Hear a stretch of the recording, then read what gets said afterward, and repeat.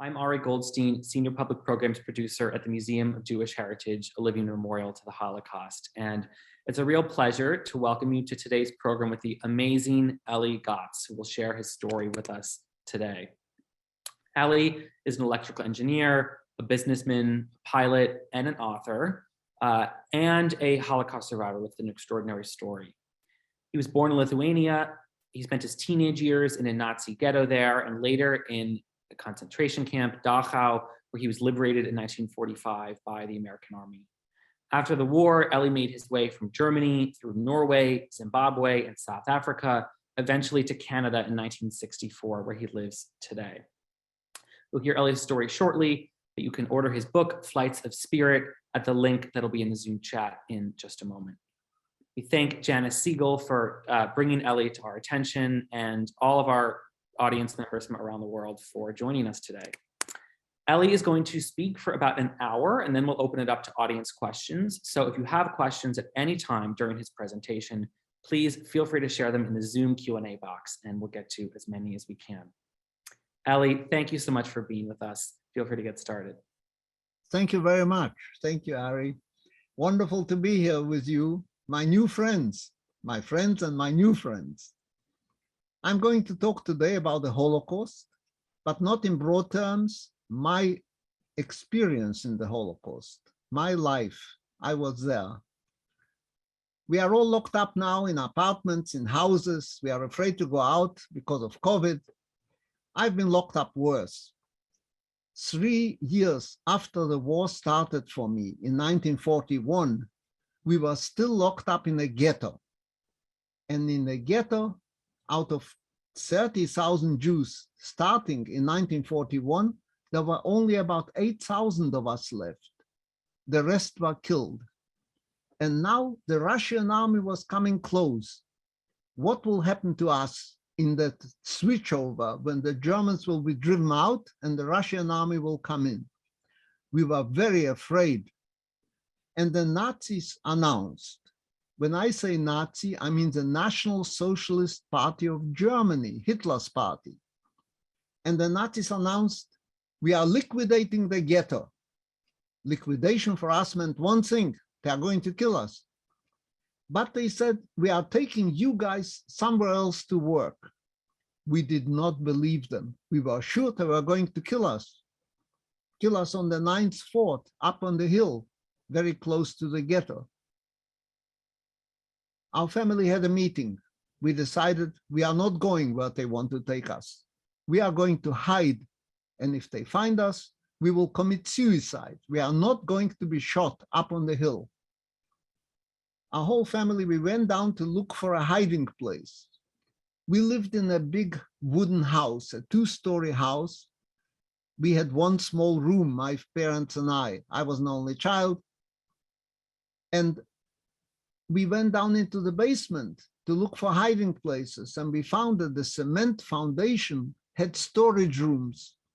And we opened the first door, and there were furniture, junk furniture, and spider webs.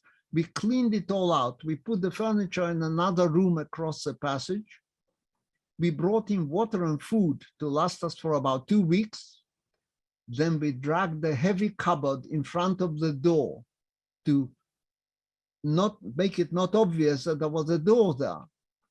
And we, our whole family, my 3 uncles, my aunt, my family, my parents and I, we crawled in through the cupboard. We broke the back of the cupboard and we crawled into the room.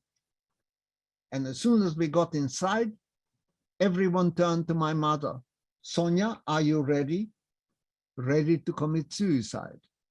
My mother was a nurse. She worked in the hospital, assisting in operations, though we expected her to know how to do it. And my mother said, very businesslike, yes, I'm ready.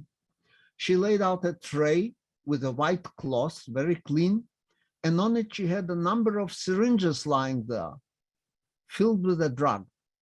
And she explained, this drug, we give it to older people when their heart is beating too slow, but I will give everyone a large dose.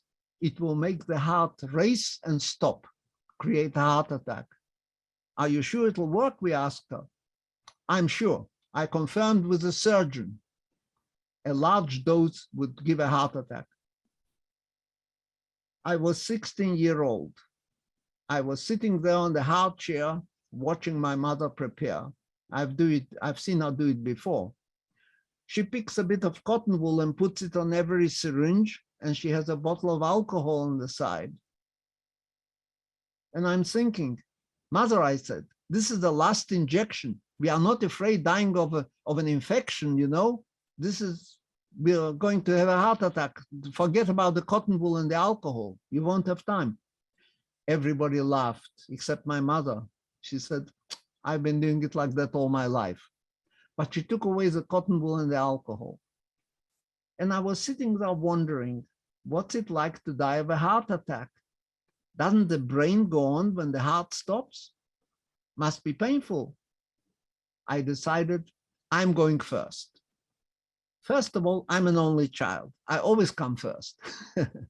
But the main reason was I didn't want to see my family die. I was afraid they might lie on the floor screaming in pain. I don't know what a heart attack is like. I don't want to see it. I'm going first. 3 days and nights we sat in that room. Day and night looked the same. We have no window. On the 4th morning, 2 soldiers are coming down the stairs. We can hear them talking. They come past our cupboard. They go to the end of the passage. They kick in a couple of doors. They open a door here, a door there. They are coming back. My mother is holding a syringe in her hand, and I'm holding my hand out. I'm ready. If they start moving the cupboard, she will inject. I was also worried that my mother might have difficulty injecting me, but I decided she's a strong woman. She won't leave me behind. She seemed very determined. And the 2 soldiers are talking to each other. And then suddenly one of them goes to the room opposite where we stuck the furniture. And he comes back and he tells the other one, come, let's go. There are no Jews here, just furniture. They walked out. My mother put away the syringe. We are sitting again. 2 days or 3 days, I can't remember. Suddenly, I was lying on the floor on a blanket. I couldn't sit on the hard chair anymore. Suddenly, one of my uncles speaks up. He says, you know, I think the Germans must be gone already. The Russian army was just outside the city. We could hear the guns. How long will it take them to drive out the Germans? Let's go out and have a look. We might be free already. No one knows to tell us that to come out. So we crawled through the cupboard again and we went outside. And we see the German army is still there. The soldiers are still there, the guards. And our people are marching to a train. A train, they don't need a train to walk us up the hill to kill us. Perhaps they didn't lie to us. Perhaps they are taking us somewhere to work. Hope burns eternal. We went to the train. What happened in the ghetto in 3 long years that would make a woman like my mother willing to kill her family and herself? And this is a story of ghetto Kaunas, Kovno. And I will now show you some pictures. By the way, my email is ellygotz@outlook.com. And if anyone wants to write to me later because they didn't get a question in, you are welcome. So the war started. 1941 for us. Elly, I'm just going to interrupt to say that we cannot see your slides full screen right now. Maybe you can try stopping the share and then redoing it. Okay, try rejoin, yes. Okay, stop sharing. Let's try it again. How is that? This is perfect, thank you. Yeah, okay, good, wonderful. So here is a map of Europe, and Lithuania you can see circled in red. 1941, the war started in 1939 when Germany invaded Czechoslovakia and Poland and took a piece, half of Poland here. And England declared war because they had an agreement with Poland. But And Russia took the other half, including Lithuania, Latvia, and Estonia. They occupied us. We became Soviet republics, which also wasn't good. But now in 1941, on the 22nd of June, Germany marched on Poland, on Russia, on the Soviet Union, without declaring war. And immediately our country was occupied. They occupied the whole of Europe, all the way. France, Belgium, Holland were occupied. Italy was a partner, the whole of Southern Europe, from Greece to Romania and Hungary, all done. And a huge part of Russia, Moscow, very nearly fell to the German army. It was a massive attack on the world. Before the war, I lived a normal life. Here I am with my mother when I was 9 years old. My mother was a nurse in the hospital, assisting in operations. My father worked in a bank as a bookkeeper. He wanted to be an engineer, but the First World War interrupted his studies. He only got 2 years. So he had to come back to Lithuania from St. Petersburg and become a bookkeeper, which did not make him happy, but that's what he did. And I went to school. I loved school. I had a good time in school. And I developed a special interest in mathematics, in physics, in science, and I loved history. I read history books. Sienkiewicz, a famous Polish writer, wrote massive histories of the area, and I loved him. And when I turned 13 in 1941, one moment.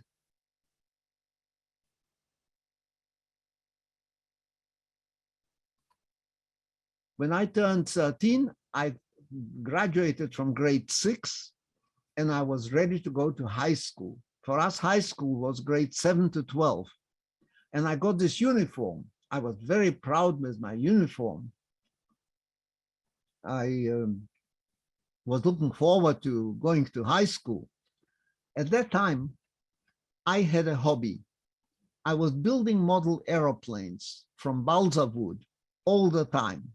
I learned to design my own aeroplanes. I was building small ones to fly indoors in the school and large ones to fly outside, big gliders, small airplanes with propellers, with rubber bands.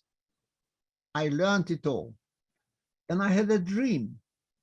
When I was 13, I dreamt I'm going to be an engineer, perhaps an airplane engineer, and also a pilot.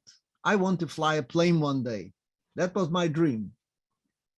The war started, an attack on the Jews. Local Lithuanian robbers, bad people, they put on a white armband and they took a rifle and they went out and they grabbed Jews in the street. This was a poor suburb, Slobodka, which later became the ghetto. They grabbed people there, Jewish people, tied them up, robbed them, and killed them. These people killed over 6,000 Jews in the first 6 weeks of the war. They formed a provisional government. The Lithuanians who came with the Nazis, with German troops from Germany, they thought they will be independent again after Russia had occupied us. And the provisional government, very anti-Semitic, immediately announced the first law: Jews are not citizens of Lithuania. Jews have lived in Lithuania over 800 years. 630 years ago, in 1388, for example, Vytautas, the great Duke Vytautas of Lithuania, granted Jews privileges already in several towns. We were not citizens of Lithuania anymore. And other rules. The Jews have to walk on the side, can't walk on the sidewalk, they have to walk in the gutter. All kinds of horrible rules. And soon after, they said we are putting, then the Germans took over, closed up the provisional government. We are ruling the country now, they said. And they announced, we hate the Jews. The Jews should not be part of society. We are going to put them in a ghetto. They adopted the old 500-year-old idea of a ghetto from Venice, ghetto. They put us in an old part of town They surrounded it with barbed wire. 6,000 Lithuanians had to move out, Catholics, and 30,000 Jews moved in. Crowded conditions. My parents and I, we got one small room. This is a gate of the ghetto. People had to go and work every morning without pay, and they had to line up in front of the gate. They settled us in the ghetto, and first thing they said, we are coming door to door. You must give up all your valuables, gold, silver, money, jewelry, give it up. If you hide it and we find it, we will kill you on the spot. Very dangerous. 2 soldiers came into our room. They filled the room, put on the table, money, gold, what have you got? My mother brought her jewelry. My father emptied his pockets with shaking hands. He put the money on the table. My mother brought a pair of silver candlesticks. We were not wealthy people. We didn't have much. Have you got a camera? Yes, we had a camera. My father had a camera. Bring it here. What about furs? Do you have furs? My mother brought her only fur. They took it all away, packed it up, wrote up a list of what they stole from us, and then asked us for our surname, wrote it on top, and gave us a copy. They gave us a receipt after robbing us. After that came another order. You must give up all your books. Jews don't need books. Wealth, money and gold we didn't have, but books, we had a lot of books. My father loved books. He used to buy a book every Friday. He couldn't afford to. He had a big library of good books, the classics in several languages. Now, when we had to move into the ghetto, my father packed all the books in cartons and insisted that all the cartons have to come to the ghetto. My mother wanted to bring other things, but my father insisted on it. Now we are living in a small room. There's no place. So all books are lined up on the side of the room by the wall. He has to give up his books. My dad was very upset. He went into his books. He pulled out some less important books, a couple, put them in a wheelbarrow to show that we are doing it. And he and I went with a wheelbarrow to deliver the books to the collection center. And that happened to be the local synagogue, a small synagogue. They ripped out all the benches from the synagogue, threw them in the yard, and they told everybody to throw the books on the floor. When we arrived noontime, an amazing sight greeted us. There were books from the floor halfway up the wall, a mountain of books. And people were coming in and climbing on the books and falling, slipping, and dropping more books. My father looks around and he says to me, Elly, you notice? With the books, they trust us. There are no soldiers. Nobody is watching us. So you can have a look. He bends down. He picks up a book, another book. He picks up 2 volumes, and there are 3 more lying on the floor. Look at this, he says. Pushkin, the gold edition. Pushkin is the greatest Russian poet. He died 100 years before in 1868. In 1888, something, no, 1988, I'm sorry, 1938 was 100 years. He died. They published 5 volumes, the gold edition. My father says, I always wanted to buy it, but I couldn't afford it. And now it's on the floor. Elly, take out our books. They are not valuable. We'll take Pushkin and we'll take it home. Then he goes around and he picks up other books in German, the classics, in Russian, in Yiddish. He picked up the best books that he didn't have. After a while, I said, Dad, I can't take anymore. It's full. Okay, cover it with a newspaper. We are going home. And we went home with a heavy wheelbarrow packed with the best books he could find. And we went back 7 times. We went back empty and we came back full. The best books he could pick. My mother was beside herself. What are you doing? You want them to come and kill us. They'll kill us for the books. There were books on the floor, on the bed, on the table. You couldn't walk through. My father said, don't worry. We are not keeping them in the house.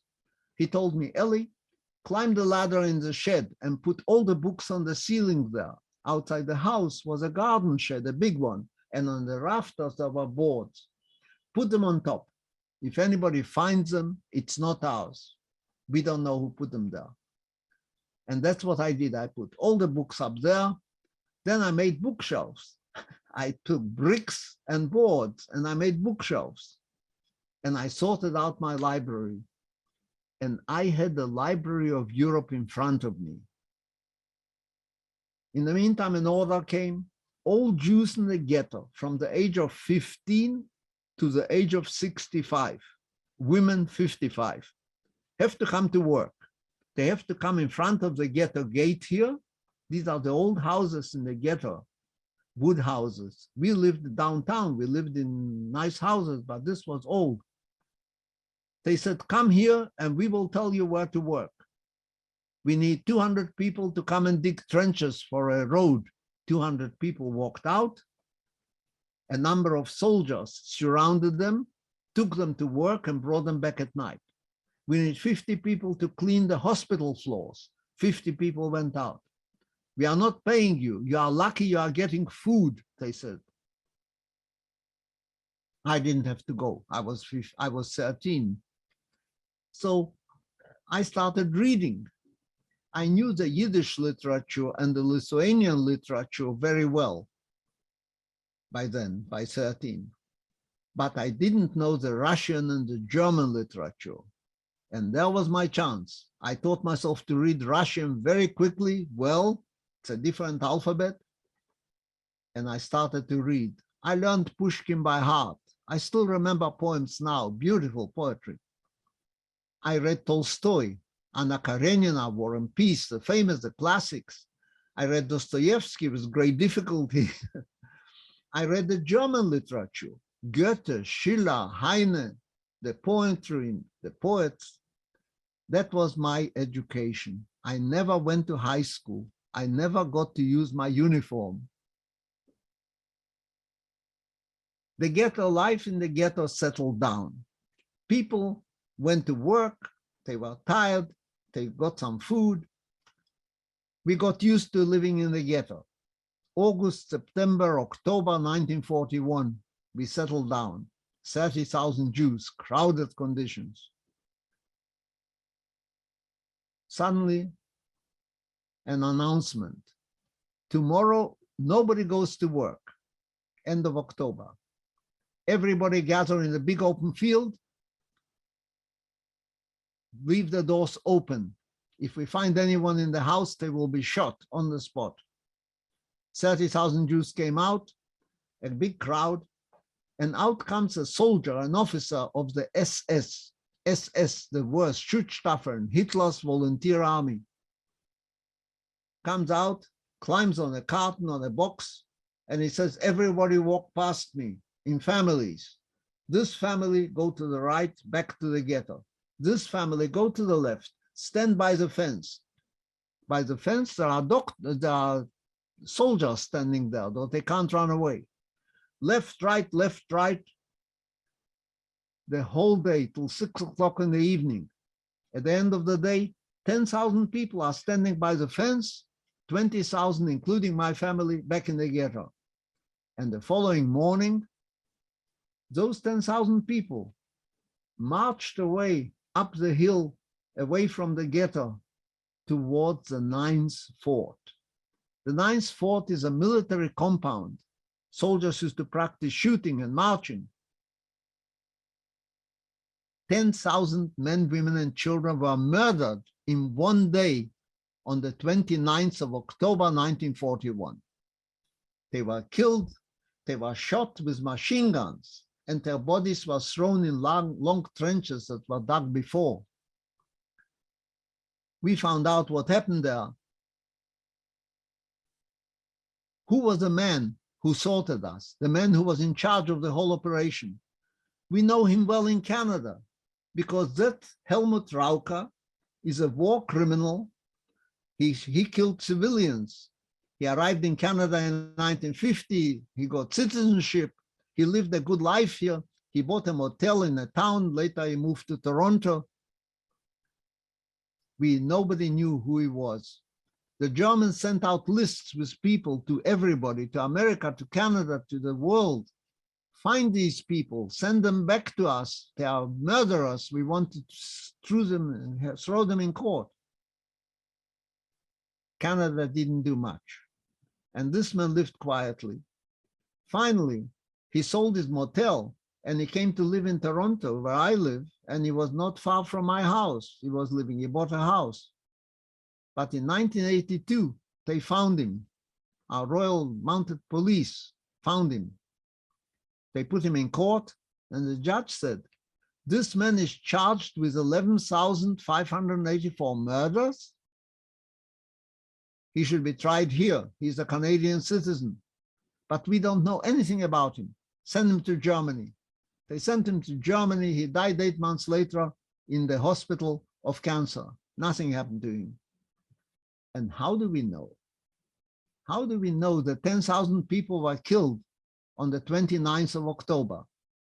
My friends, we have a document, and I have this secret document, a German document, multi-page, listing every line is one town, a date, and how many Jewish men, women, and children were murdered on that day.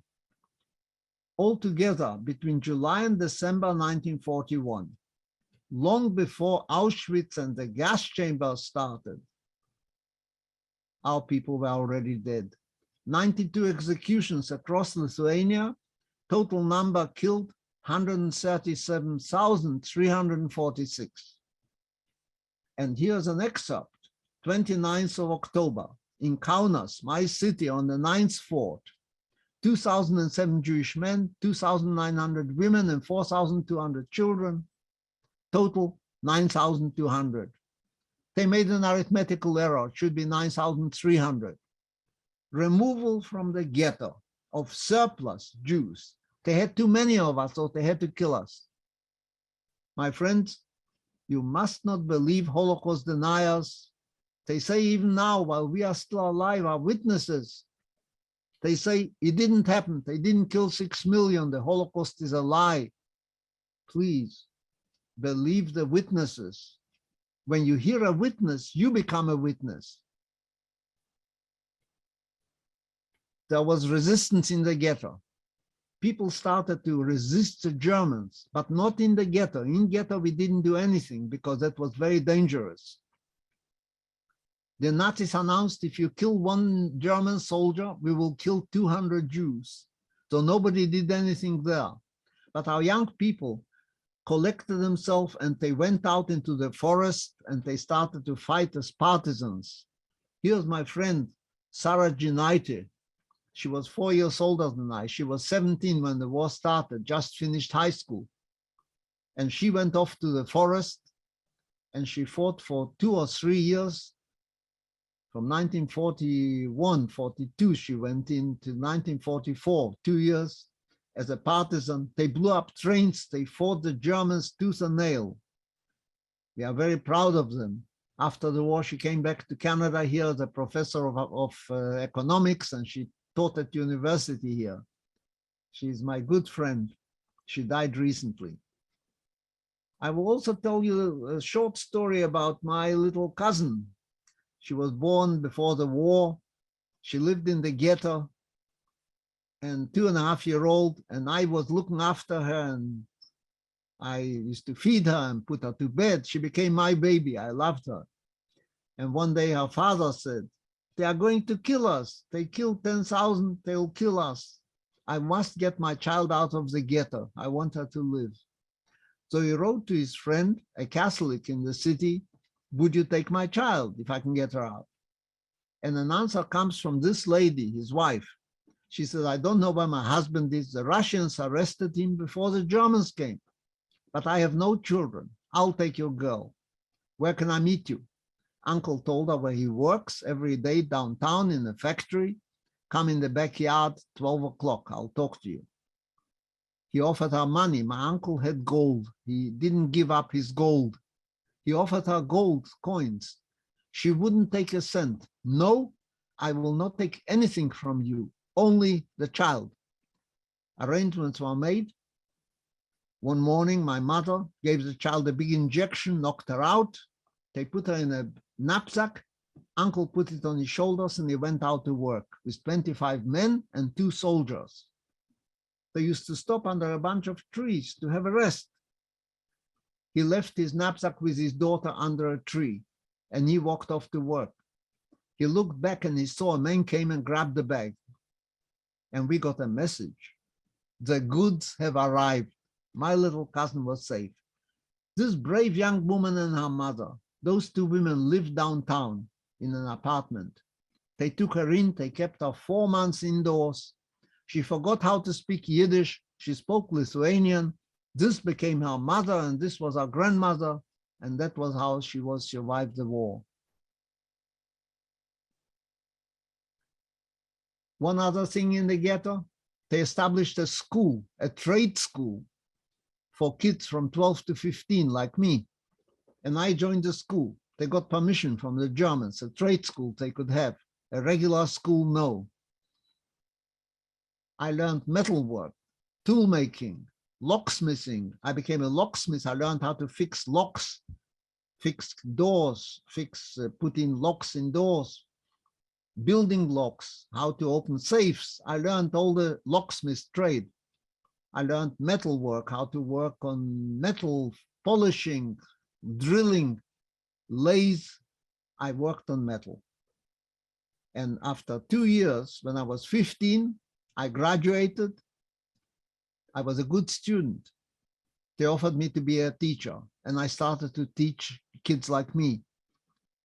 And I had a good time teaching. I loved it. I loved being a teacher.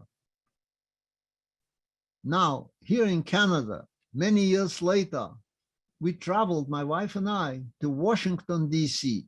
to visit the Holocaust Museum of the United States, a wonderful institution.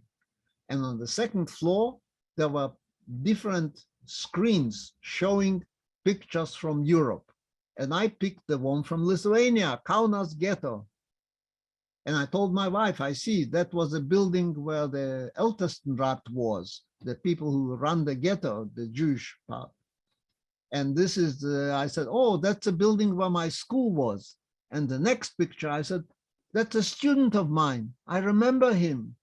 Such a nice boy. He's wearing a yellow Star of David, front and back, and he's working on the lathe, which I taught him how to use. And the next picture, I was amazed. Esme, I said, this is me, my picture. I found myself. I'm the teacher and I'm teaching the younger kids here. I was amazed. I went to them, I asked for the photographs, they gave it to me. That's why I can show it to you now. I was so happy I came back to Toronto. I showed all my friends. Look, the only picture I have of that war. I showed my friends. Somebody told the Star newspaper, they came to interview me. Mr. Gotz, we hear you have a picture here. Yes, from the war. They published a whole page with my story. 3 weeks later, I got a letter from Israel through the newspaper. And this guy writes to me, Elly Gotz, I didn't know you were alive. I'm so happy to see you. I saw the photograph in your paper. When are you coming to Israel to visit? I was so excited. I didn't know they survived. I went to Israel and here he is sitting next to me, thanking me. Elly, you did such a good job on me. I learned a trade. Now I have a factory. I build machines. I export all over the world. I said, that's wonderful. Who are these 2 guys you brought? He says, they are also your students. Fantastic. I was so pleased. This guy is now a professor of history. Not history, I'm sorry, a professor of agriculture. He teaches Israelis how to plant trees in different parts of the country. Israel is now a green country from edge to edge. More than 100 years ago, it used to be a desert. We sat for 4 hours talking. We were amazing to tell each other how we survived, what happened to us. We went to the train after sitting in the basement for a whole week almost. We got out to the train and the train packed us in 200 people in a wagon and we took off. Had we come out from the train a little later, 2 hours later, we wouldn't have made it because the Germans blew up every house and put to fire every house in the ghetto. And 3,000 people were hiding like we were. They all died. They were all shot to death or died in the flames. But we went on the train, and the train went overnight. In the morning, no facilities, no water, no food, no air. It was a terrible trip. The train stopped. Everybody out of the train, women to the right, men to the left. I didn't have time to say goodbye to my mother. A minute later, all the men back on the train, my mother and my aunt remained standing there. And that was concentration camp Stutthof. We traveled another day and a night without water. We were so thirsty, and we arrived here. We arrived in the south of Germany, and a sign, concentration camp Dachau, camp number 1. We were now in Dachau. Dachau was the first camp created, concentration camp, which is a jail for people who have done nothing wrong. The government doesn't like them. Hitler created the Dachau in 1933. He locked up communists and socialists and labor leaders. He locked up a lot of Jews. He locked up professors from university, people who published newspapers, anybody who didn't like Hitler. And now we were in Dachau. But this is not the main camp of Dachau. We discovered this is a sub-camp. The main camp was 50 kilometers away. They took away, when we arrived, all our clothes and all our luggage. They gave us striped uniforms and they drove us in here. And I spent 10 months of my life, from the age of 16 to the age of 17. I had my 17th birthday in Dachau, in this kind of a hut. 25 men slept on each side on the hard boards. We had striped uniforms and we got one blanket. Total hunger, nothing to eat, 12-hour shift labor, building, construction. When we came home from work, after 12 hours, we got a 1 liter soup, a bowl of soup, vegetable soup, nothing there. If a potato floated in your bin when you got the soup, it was a good day, half a potato. And 1 slice of bread for the whole day. In the morning, we got black water, cold coffee without sugar. Total hunger. A man can work for 3 months without eating because we have fat on our body. But after 3 months, all the fat is gone. When I was liberated, I weighed 70 pounds. My father weighed 65 pounds. We helped each other. We survived somehow. A third of our camp died of hunger. The older people, people who had diabetes or some illness or a weak heart, they died in the first few weeks. They couldn't take the work. And no washing facilities. For 10 months, I did not have a shower. I was full of lice, all of us, full of lice. The lice were drinking our blood and giving us disease. Why did they bring us here? The Germans invented the first jet fighter plane. It could fly 700 kilometers an hour. The Allies were flying at 300 kilometers an hour. That plane was very dangerous. It could fly up to a bomber and shoot him down. We saw the bombers coming day and night, bombing Germany, smashing up everything. Hitler said, build me 220,000 of these planes and I will wipe the skies of the British and American Air Force. But they couldn't build them because they were destroying the factories one by one. So the Germans decided they will build a factory so strong that no bomb could go through. Here's what they did, designed in Berlin. They took a pile of sand, piled it up 400 meters long. That's 2/3 of a kilometer, half a kilometer, about 1/3 of a mile. And then they covered it with concrete, 5 meters thick, 5 yards thick. And then they dug out the sand and put in 4 floors of machine tools. The idea was to produce an airplane in mass production, come out of a complete plane. Sorry, one moment.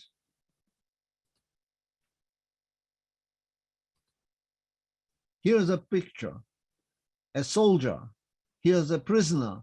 You see, this is what they dug out the sand. You've never seen a building that size, a huge building, a huge building. And here's another picture. 5 meters of metal was put up, and all the metal here was filled with concrete from top to bottom. And the concrete was pumped by machines. The first day we arrived, they shouted, mechanics, tool makers. I picked up my hand. I got a job in a pump station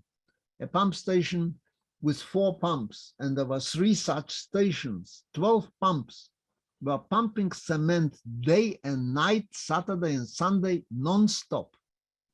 I became a mechanic indoors. That saved my life.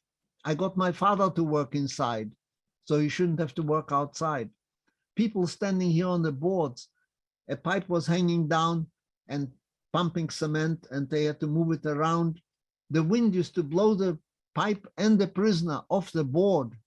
The prisoner fell in the board and drowned in the cement. 12 people drowned in the cement. I lost a friend there. We worked and we died. For 10 months, we died. Out of 3,000 men, over 880 or something died in those 3 months. I carried more dead bodies than I could count. The end of the war came. I was in hospital. My father was in hospital, the hospital barrack, very primitive. They said everybody has to get out and walk to Central Camp Dachau. We couldn't walk, but they put us on a train. I was already to die, that they were going to kill us here because we are in the hospital. But they took the whole hospital on the train. Some people died on the train, and we arrived in Central Camp Dachau. This was April 1945, end of April. 2 rows of barbed wire. This is a granddaddy of all concentration camps. Charged with electricity, 2,000 volts. You touch it, you die. 32 barracks, packed with people. They put in 4 shelves in the barracks, not beds or anything, shelves, and people were lying on the shelves. My father is dying. He gave up.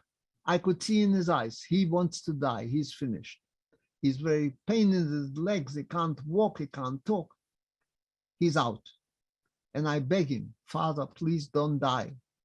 Don't die on me. My mother, I don't know where my mother is, and now you are going to die. He said, I don't know how long I can still be with you, my son. We went into barrack number 2. He wants to lie down. Crowded conditions, no place to lie down. They pulled out a dead body. He jumped in.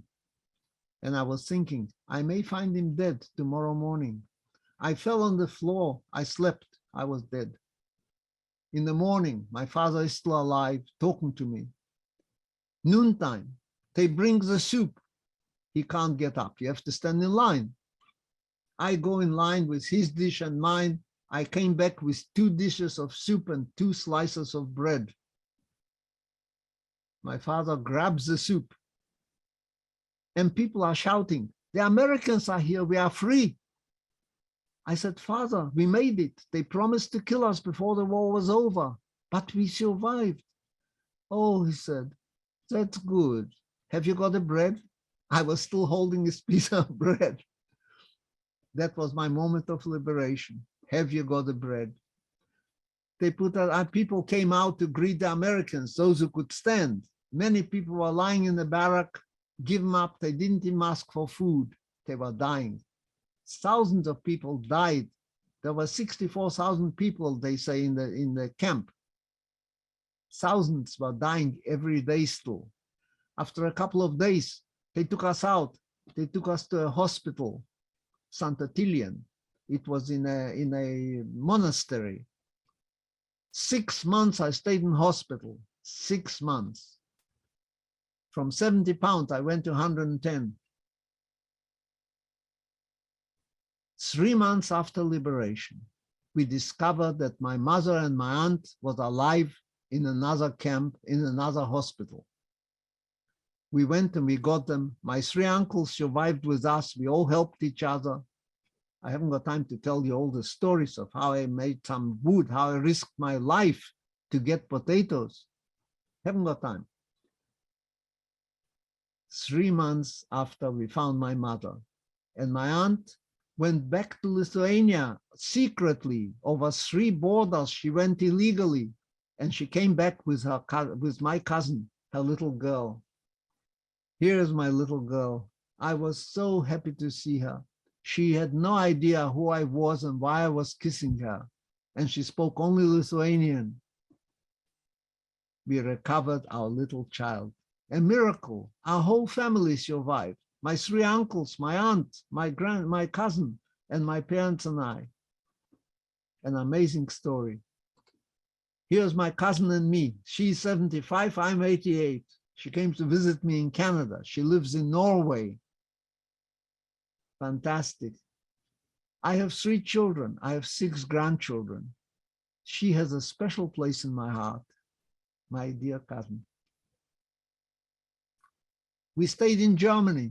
No country wanted us. We couldn't go to Canada. We couldn't go to the United States. We couldn't go to South Africa, where we have relatives. No country wanted to take Jews. 150,000 Jews sat in Germany for 3 years until Israel was established in 1948, from 1945 to 1948. Then they went to Israel. I wasn't thinking about that. When I came out from hospital, I had a problem. I hated Germans. I was ready to kill. I wanted to come out of hospital, and my plan was to find a gun and to kill some Germans in revenge. And that was all I was thinking about. I came out, I started to look for a gun. I couldn't get a gun. I couldn't find. I looked for poison. I wanted to do something to them. One day, I said to myself, give it up. You can't hate a whole nation. They are not all guilty. They haven't all done something. Only some of them. You don't have to forgive them, but don't hate.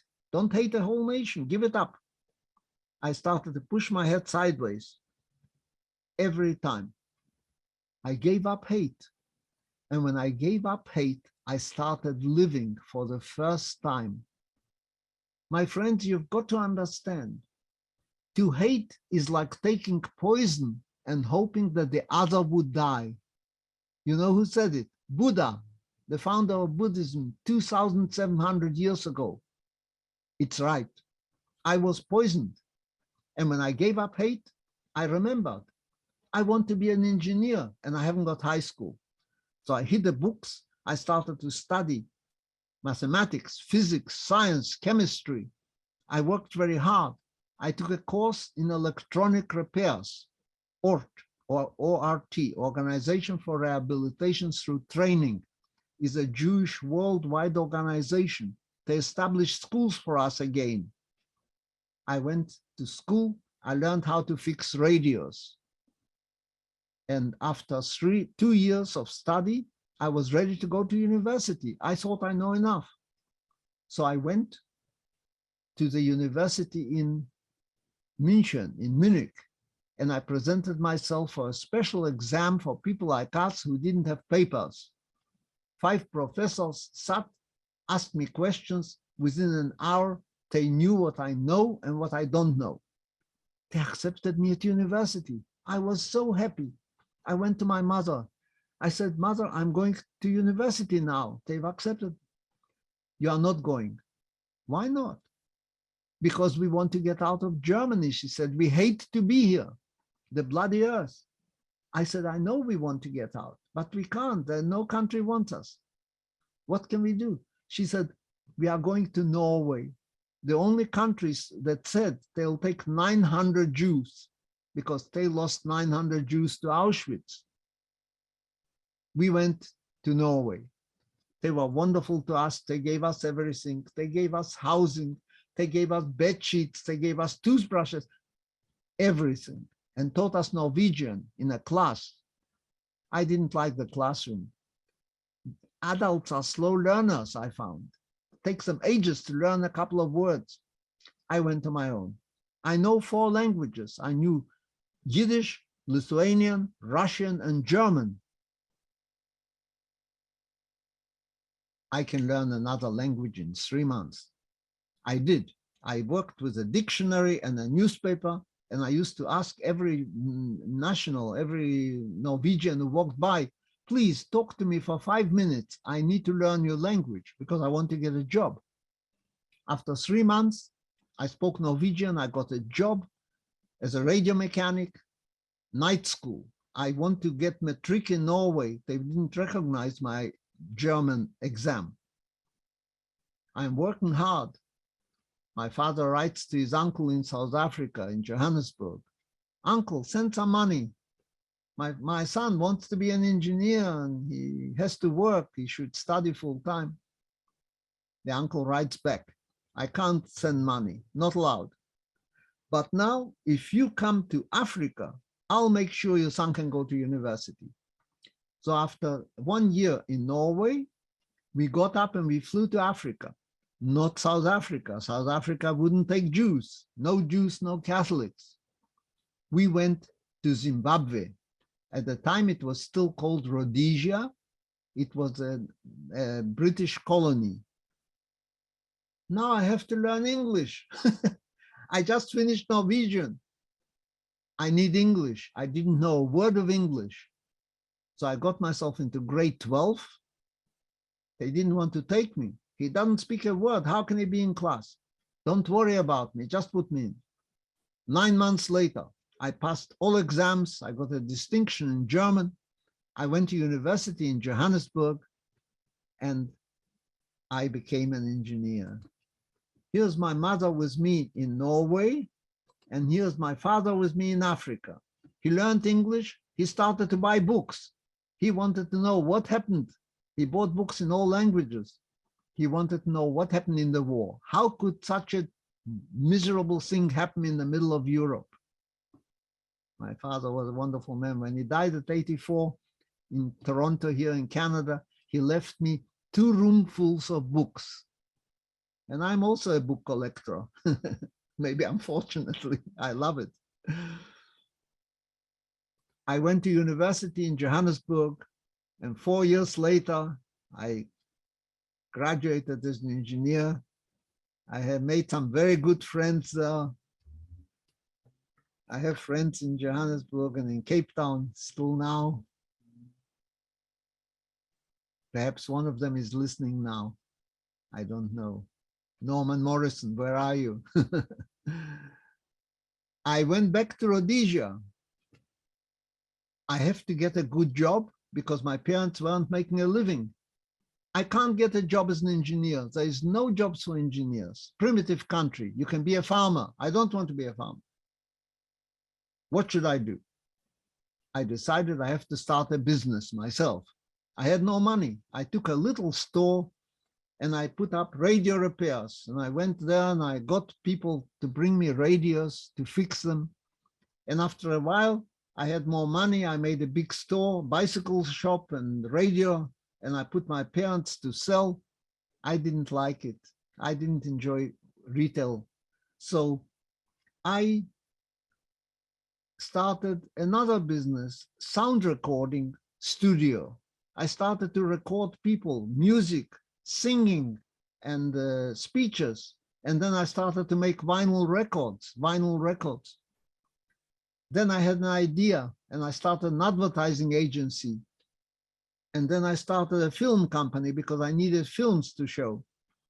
I was very busy and I had a wonderful time. I was fishing on the Zambezi River and I caught this big tiger fish with a chunk of crocodile meat. Where do you get crocodile meat? You shoot a crocodile, that's where. I became a crocodile hunter. We sold the skin of the crocodile, the belly of the crocodile is very valuable. We shot a lot of crocodiles and we sold the skin. And I started to climb mountains and I riding horses. I became a good rider. I learned to jump horses. I was having a ball. And one day I thought to myself, I have to find a woman I could love all my life. I was looking, I had a lot of friends, but I needed somebody special. I went looking. I had a good time looking, but I found her. This is Esme, my wife. We have now been married for 64 years and we are still in love. We have a wonderful time together. I don't mind being locked up with her in the apartment. We had 3 children in South Africa. I persuaded the whole family, her family and mine, to get out of Africa. It's not going to end well, I said. You can't keep people, you can't have such race hatred, apartheid. You can't treat people like that. I didn't like it. I never expected to live there. We came to Canada in 1964. We established a company with my brothers-in-law, vinyl, electronic welding of plastics. 7 years we worked hard. Then I had money. So I bought an airplane and I learned how to fly a plane. I fulfilled my dream. I loved it. I became a good pilot. I became an instrument pilot. I could fly at night and in dark and in clouds. I flew the family to Florida and to Nova Scotia, and I flew to New York and Chicago on business all the time. Yes, flying is my pleasure. And later I also became a glider pilot, flying without a motor. This is the poetry of flight, the most beautiful thing. And now we are old people. We had our 90th birthday and our 60th wedding anniversary in 2018. A happy life, retired. I retired many times. I started another business. I had many businesses. And in the year in 2017 was Canada's 150th birthday. So everybody said, what are we doing to remember this big day? And the local television company said, guys, what are you doing to remember? So I wrote them a letter. I said, I will jump from an airplane. I made 150 years. I made myself a shirt. I'm going to jump from an airplane for the first time. And I'm 89. Oh, really? They came to film me.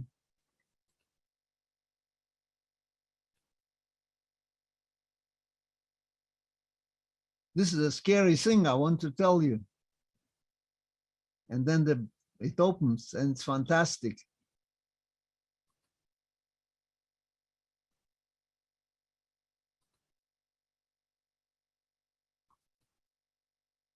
This was a picture. It was a big scandal. It was on television. Everybody came and called me. Anyway, it was a big fun, great fun to jump from an airplane. And now, just before COVID started, we were in a restaurant. We had a good time. We are still having a good time with my dear wife. That's the life. So what have I learned? Why do I talk now about the Holocaust? We've got to understand that we must learn something, that we must learn something from the horrible thing of hatred that makes people kill each other. Human beings are very smart. We make the most smart things. We make telephones, which are so clever, electronics. We invent things, we fly airplanes, we do everything, but we can't overcome hate of each other. We can't overcome hate. We must stop hate. We must stop this hatred of people. We must stop anti-Semitism and hatred of others.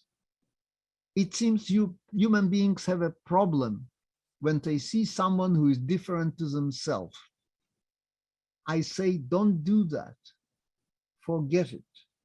What do you know about Jews? I tell people. I speak to a lot of schools. What do you know about Jews? We are an ancient people. We have given the world law, all the values which the West holds most dear, like tolerance and compassion and liberty and the rule of law and reason and science. It's all due to the Bible, to the teachings of the Jews. 2,500 years ago, the Jews said, you're not allowed to have slaves. The whole world was filled with slaves. Every nation who conquered another had slaves. The Jews said, no slaves allowed. If you have a slave, you must let him go after 7 years without charge, and his family, because you and he are created in the face of God. It took the world a long time. England stopped slavery in 1863, 2,000 years later. And America, 1866. And they had a war about it, right? We have to overcome that hatred. We must never forget how the world looks to those who are vulnerable. We must change our view. It's not what you stand for, it's what you stand up for. Don't be a bystander. Learn how to fight, even if it's at risk of your own well-being. We must resist fascism, resist hatred of other people. Our countries are taking in refugees now. I tell the kids, I'm not asking you to love them. I'm asking you to be curious about them and find out your common humanity. You'll discover there's a common humanity when you do that. I helped a lot of people come to Canada. They boat people from Asia. And now we've got people coming from Syria and from Iraq and from all over. And some of them hate Jews, by the way. I still try to help them. I want them to become Canadian. That is why I talk. My talk is over now, and I invite you any questions. Thank you very much. Thank you for listening. Elly, thank you for that extraordinarily inspiring and powerful presentation.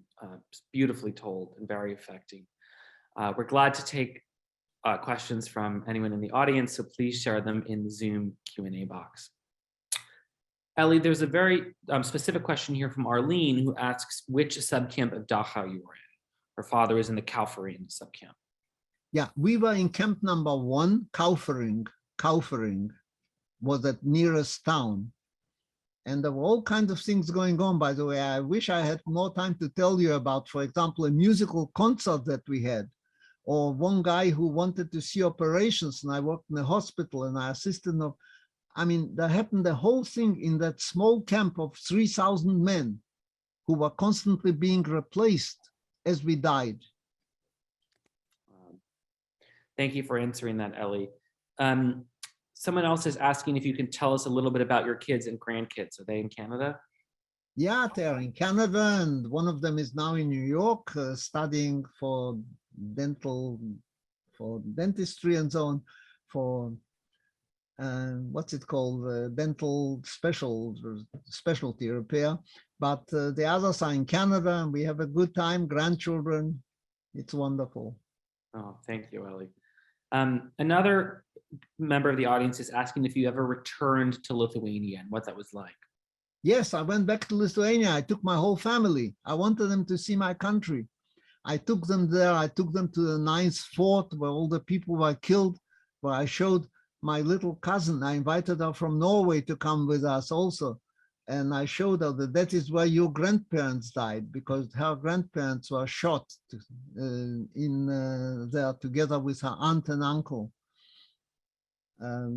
We saw the ghetto. I walked through the ghetto. It's been rebuilt completely, but it's very similar to what it was before, simple houses.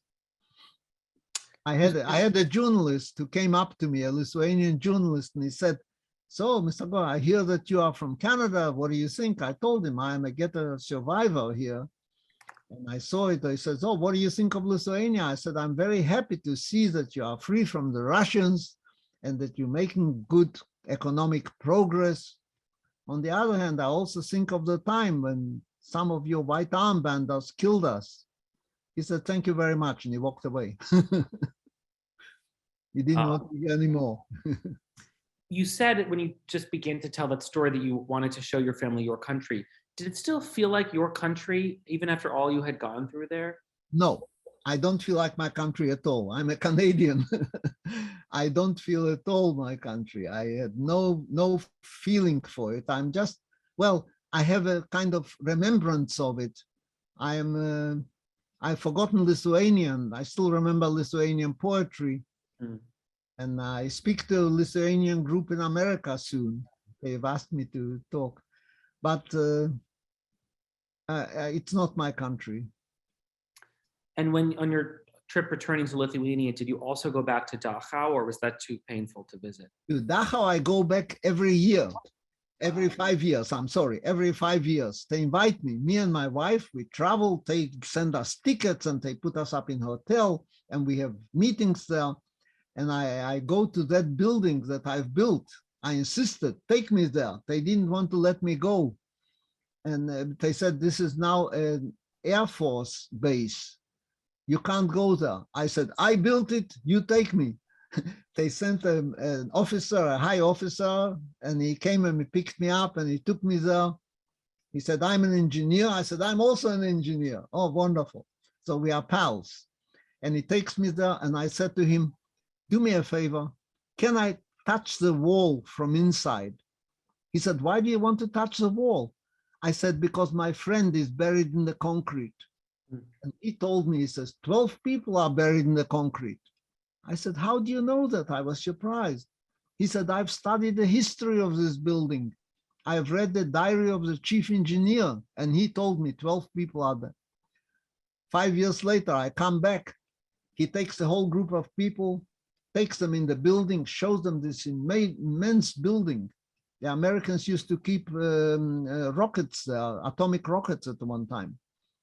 And then he says, who wants to go and see the wall? And people said, what do you mean? What wall? I said, yes, yes, I want to go to the wall. We came there, lights, lighting up the wall. Before it was a dark spot, lights, and a sculptor made hands sticking out from the concrete, and they are holding white flowers, and the fingers are painted gold. An amazing thing. My wife was upset. Oh, what a terrible thing. I loved it. I said, thank you. The only place where 12 men whose names we don't know are remembered because they died in the concrete. They are buried in this building. Very touching. And when I turned 89, I got a telegram from Dachau and a huge flower bunch. Congratulations, Mr. Gotz, to your 90th birthday. So I wrote back, I said, thank you very much, but I'm not yet 90, I'm 89. I made myself a year older when I came to Dachau because my father told me, tell them you are 17, though they shouldn't kill you. So you'll have to send flowers again, but they didn't. I mean, that's beautiful, but what a strange experience to get flowers from a place so dark. Yeah. There's a lot of audience questions asking about specific people that you might have known in Lithuania or in Dachau, and they want to encourage audience members to email Elly at the address in the Zoom chat. Send them all to me. Or maybe you can put them all the questions together in an email, and I will reply. Gladly, Elly. Let's take two more before we end. There's a great question from Annie who asks, did you look for those books that you hid for your father in the shed behind their house? Were you ever able to recover those? I think I told you that the whole ghetto was burnt down. Every house in the ghetto was totally destroyed. When our partizanke, my friend, came back, she said, all I saw was a burned house, the chimneys standing there. I have a picture, but I didn't show it here, of what the ghetto looked like. Nothing survived. But my father built up a whole new library during his lifetime. Wow. Well, and you definitely carry on that legacy through your love of books. Yeah. Elly, our last question is, you obviously are a very joyful, optimistic person despite all you've gone through. How do you maintain such a positive outlook? You know, I survived because I knew Jewish history. I used to say to myself, what luck that I have to be in a time of history when they are again persecuting Jews. but it's unfortunate. I'll die, but Hitler will not make it. I had a positive attitude in Dachau. It was essential. Without that, you couldn't survive. You had to hope that you can live, even though you didn't expect to survive. So having survived Dachau and having made something out of my life that was good, I try to pass it on to young people. I try to tell them that everyone can achieve if they learn how to do something well. To learn how to do something well is such a pleasure. I still enjoy making lock repairs, even now in my apartment when I have to. I have a workshop. The pleasure of knowing something well, how to do well, has medicinal properties for people. So I urge people to follow their heart and learn something that they can do. And when I think of the miracle of my survival, how can I be upset? I can only be happy. And being in love is a great help. Elly, thank you for sharing your extraordinary story and outlook on life with us. This was a moment of true learning for all of us with the privilege to watch you today. We're very grateful. To those of you in the audience, we'll send you a link to the recording via email tomorrow. You can order Elly's book, Flights of Spirit, at the link in the Zoom chat, and you can sign up for upcoming programs at the museum or support our work to preserve stories like Elly's and his family's, also at the links in the chat. Elly, stay safe and well in Toronto. Please stay in touch, and thank you again. Thank you very much. And I want to tell you that you are doing wonderful work in these presentations. Now that we are all locked up and we can't come and visit you, it is wonderful work that you are doing in presenting history and important talks. Thank you very much. Thanks, Elly. Bye-bye.